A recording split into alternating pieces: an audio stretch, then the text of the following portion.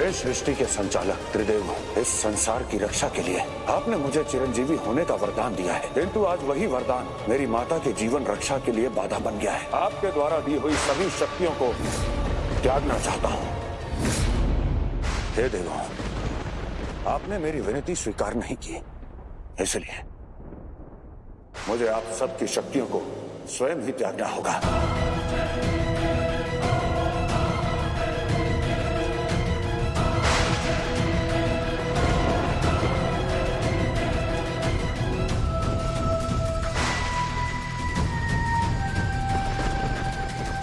हे सृष्टि के देवों, मैं अंजन पुत्र हनुमान अपनी माता की रक्षा के लिए अपनी इच्छा से आपके द्वारा दी हुई शक्तियों को लौटाता हूं।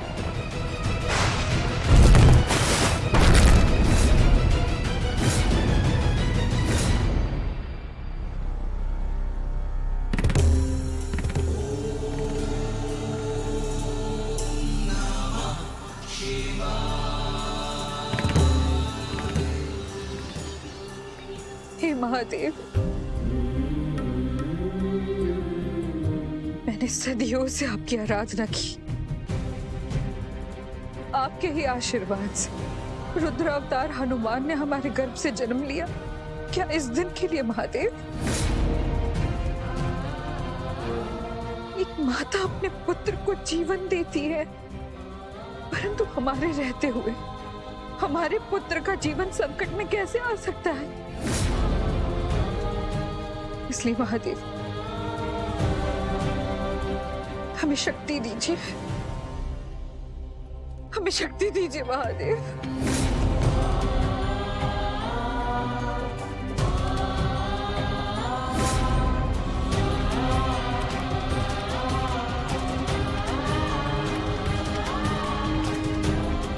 आज तक सदा से मैंने आपका जल अभिषेक किया है महादेव, परंतु आज अपने पुत्र के जीवन की रक्षा के लिए मैं आपका रक्त अभिषेक करूंगी।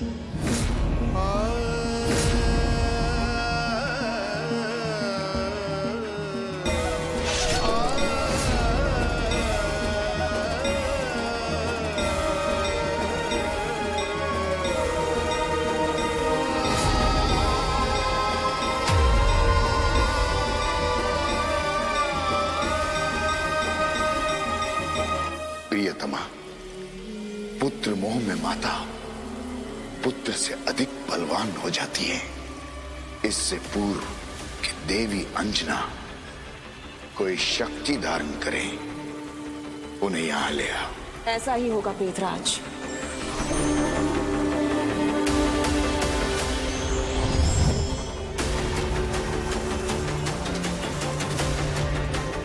पवन पुत्र हनुमान, हमारा प्रतिशोध पूर्ण होगा, अवश्य पूर्ण होगा।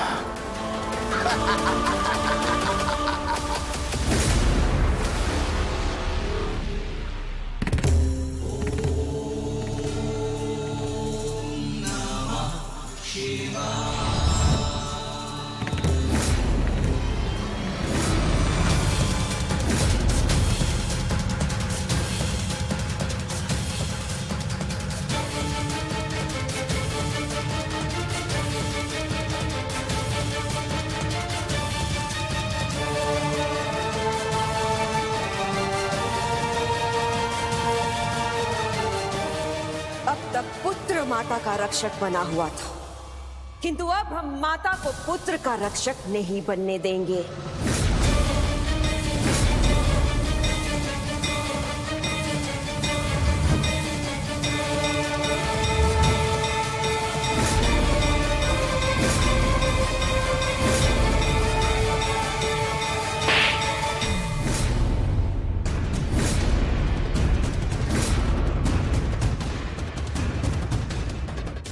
एक साधारण स्त्री में ऐसी शक्ति?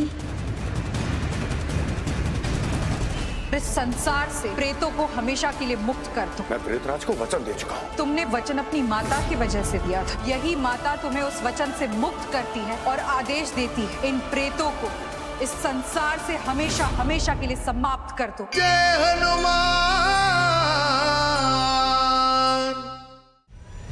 प्रेतों, बांध लो इसे और ले चलो अपने साथ।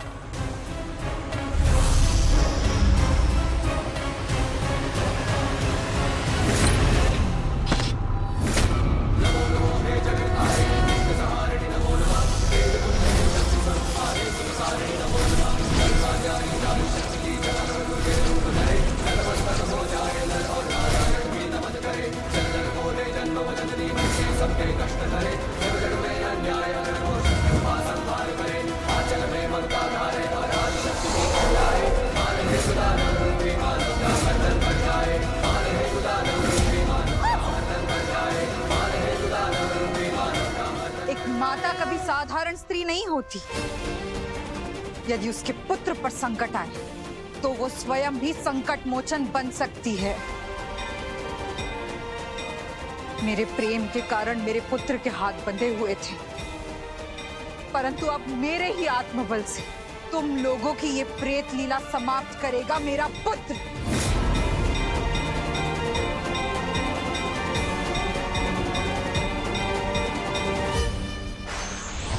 ठहर जाइए पवन पुत्र हनुमान।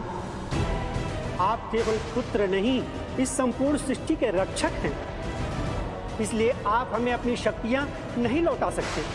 हे देव, मेरे लिए मेरी माता ही संपूर्ण सृष्टि है, इसलिए मुझे आप सबकी शक्तियों को लौटाना ही होगा।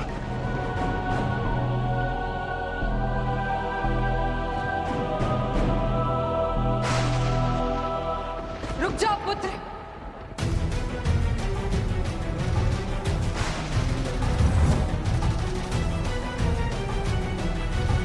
माता,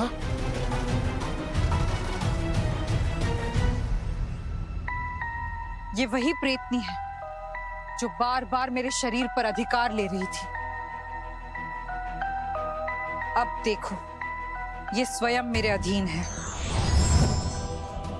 तो माता, आपने ये किया कैसे? पुत्र, यदि तुम संसार के रक्षक हो तो मैं स्वयं की रक्षा तो कर ही सकती हूँ ना। अब तुम्हें मेरे लिए रुकने की कोई आवश्यकता नहीं। तुम्हें त्रिदेवों ने संकट मोचन हनुमान बनाया है। जाओ और इस संसार से इन प्रेतों को हमेशा हमेशा के लिए मुक्त कर दो। किंतु माता, इस संसार में इन प्रेतों को रोकने का कोई मार्ग नहीं, इसलिए तो मुझे विवश होकर इनकी बात माननी पड़ी। यदि इन प्रेतों से मुक्त होने का संसार में कोई ज्ञान है ही नहीं, इसका अर्थ यही होता है कि यह ज्ञान ब्रह्मदेव के 5वें मुख में ही रह गया होगा। ब्रह्मदेव का 5वां मुख? हाँ हनुमान, ब्रह्मदेव का 5वां मुख, जिसे महादेव के रौद्र रूप काल भैरव ने खंडित कर दिया था।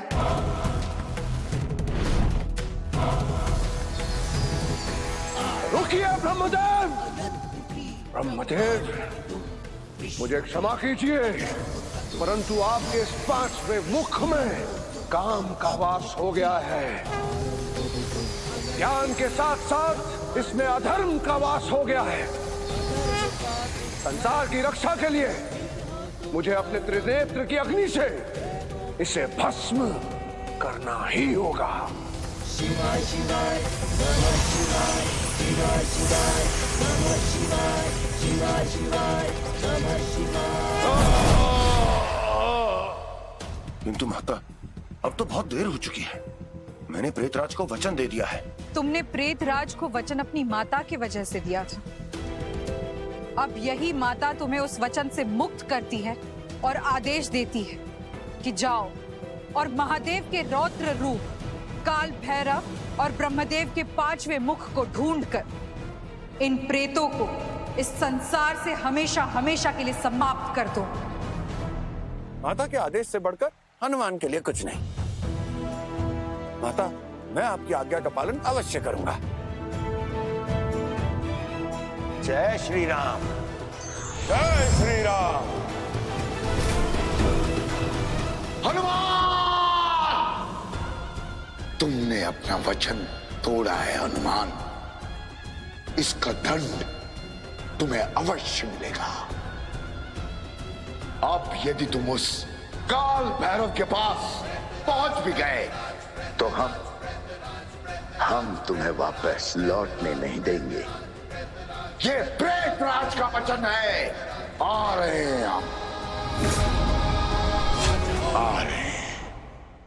अब आरंभ होगी कपाल तोड़ क्रिया, जिसमें अंत होगा तुम सबका। तुम्हारी इस प्रेत बाधा को दूर करने ही गया है मेरा पुत्र हनुमान। आने वाले समय में तुम जैसे भूत प्रेत हनुमान के नाम से ही कांप उठेंगे। जय हनुमान।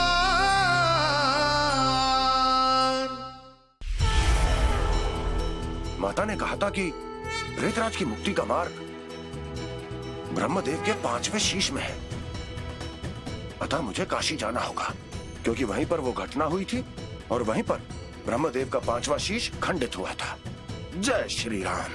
जय हनुमान ज्ञान गुण सागर जय कपीश तिहु लोक उजागर राम दूत अतुलित बल धामा अंजनी पुत्र पवन सुत नामा। जय हनुमान ज्ञान गुण सागर जय कपीश तिहु लोक उजागर। ये तो काशी का वन है और इसे जला हुआ देखकर ऐसे लग रहा है जैसे काल भैरव की त्रिनेत्र की अग्नि से यही भस्म हुआ है। अवश्य ही यहीं पर मुझे ज्ञात होगा कि काल भैरव इस समय है कहाँ। जय श्री राम।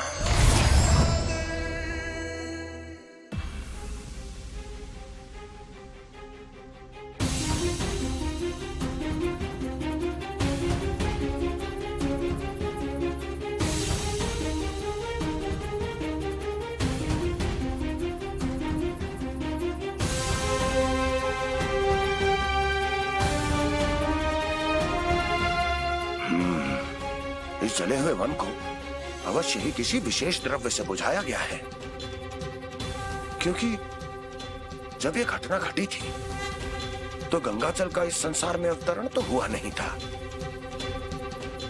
तो काल भैरव की अग्नि को किस द्रव्य से बुझाया होगा?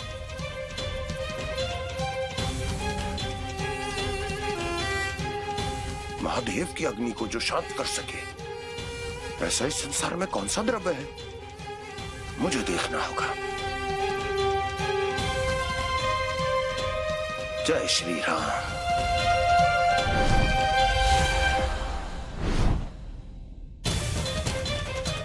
मैं सब समझ गया। तो ये द्रव्य कामधेनु गाय का अमृत तुल्य दुग्ध है। इसका अर्थ यह है कि जब ये घटना घटी थी तब कामधेनु गाय यहीं उपस्थित थी। मुझे गौलोक जाकर ही ज्ञात होगा कि काल भैरव इस समय है कहां।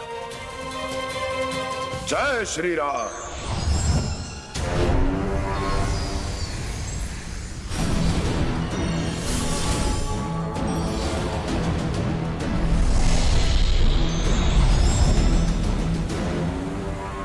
जय काल भैरव। तो ये है वो स्थान जहां काल भैरव वास करते हैं।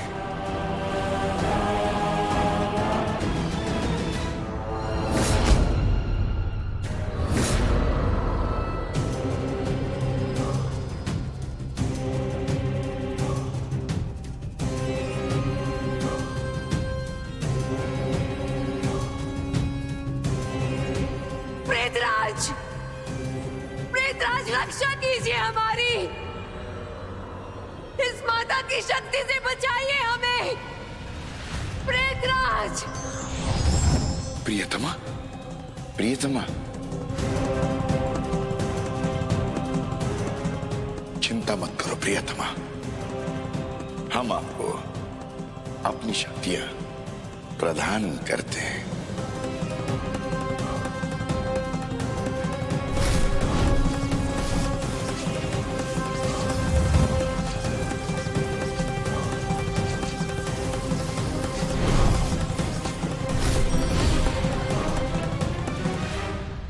इस अंजन प्रदेश से एक भी प्राणी बाहर नहीं जाना चाहिए, क्योंकि हम वापस आकर यहाँ कपाल तोड़ क्रिया करेंगे और यहाँ की एक एक प्राणी का भक्षण करेंगे।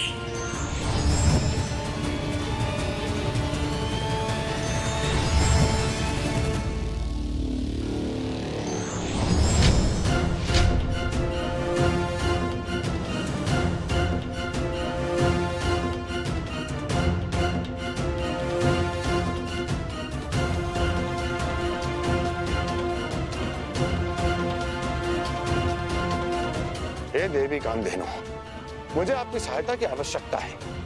कृपया करके मुझे दर्शन दीजिए। प्रणाम देवी।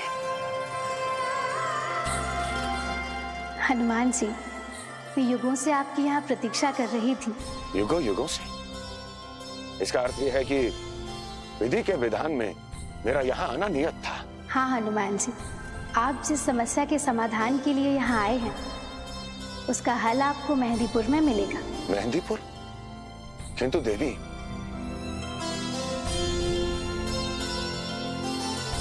मुझे ये समझ नहीं आ रहा कि गोलोक का अमृत तुल्य दुग्ध पृथ्वीलोक पर जा कहां रहा है।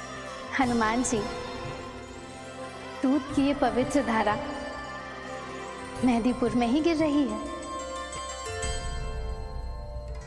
इसका कोई विशेष कारण देवी? ब्रह्मा जी के शीशों को खंडित करने के पश्चात भी काल भैरव का क्रोध शांत नहीं हुआ था।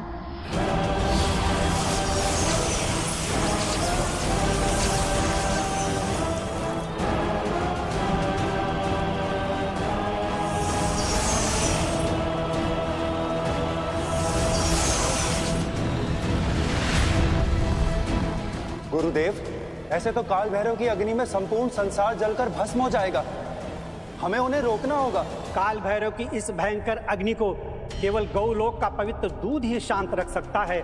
इसलिए हमें इस संसार की रक्षा हेतु देवी कामधेनु के पास जाकर उनसे प्रार्थना करनी होगी।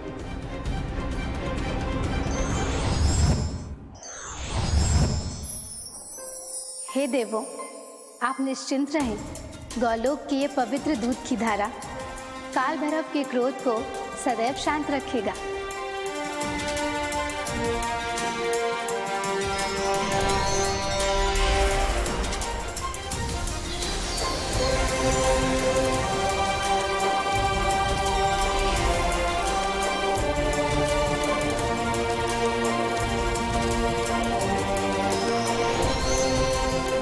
और हनुमान जी, तब से अब तक गौलोक की ये पवित्र दूध की धारा काल भैरव का अभिषेक कर रही है और वे भी शांत मन से समाधि लगाकर मेहंदीपुर में बैठे हुए हैं। मैं समझ गया देवी, मुझे आज्ञा दीजिए। मुझे भूत प्रेतों की समस्या का समाधान करने मेहंदीपुर जाना होगा। प्रणाम। जय श्री राम। शीघ्रता करो।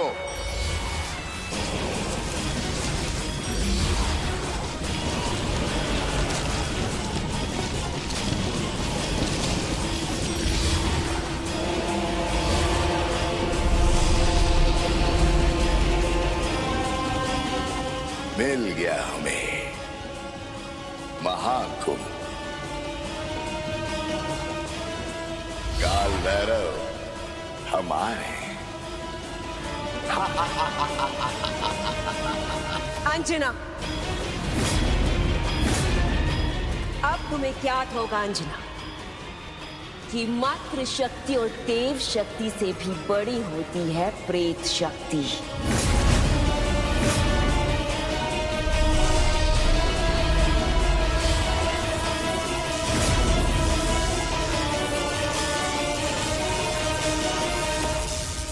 मैंने प्रेत राज की प्रेत शक्ति से तुम्हारे इस अंजन प्रदेश को बांध दिया है।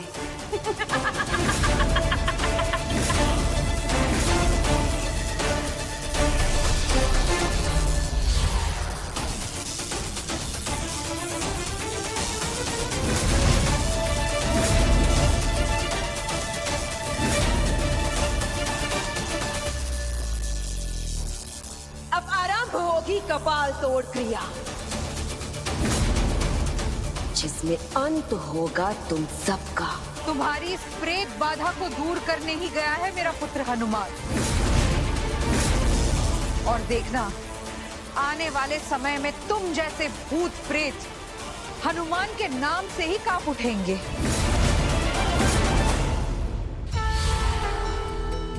इससे पहले प्रेतराज कोई और अनर्थ करे, मुझे शीघ्र अतिशीघ्र मेहंदीपुर पहुंचना ही होगा। जय श्री राम।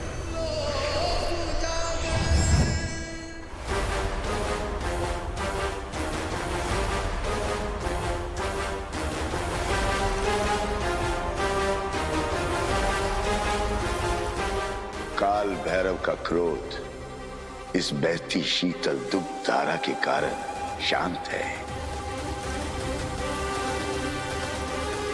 किंतु ये तामसिक मदिरा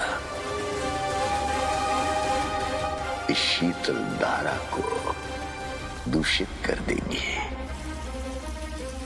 काल भैरव के क्रोध को इतना रुद्र कर देगी कि काल भैरव का क्रोध आते हुए हनुमान का शीश भी खंडित कर देंगे।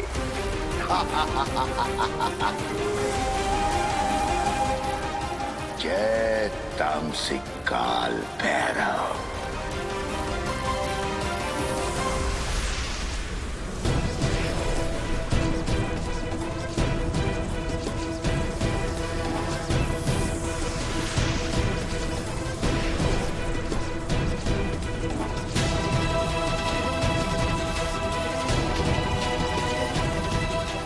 जय तामसिक काल भैरव।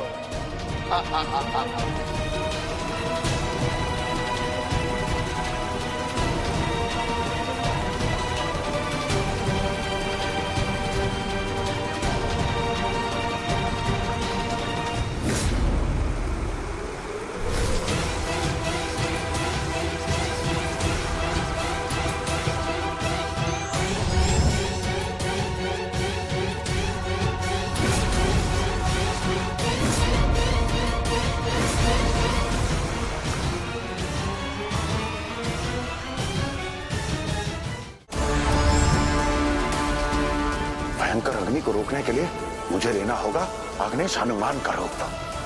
जय श्री राम। अपनी अग्नि को इस संसार पर नष्ट मत कीजिए, मेरी ओर देखिए।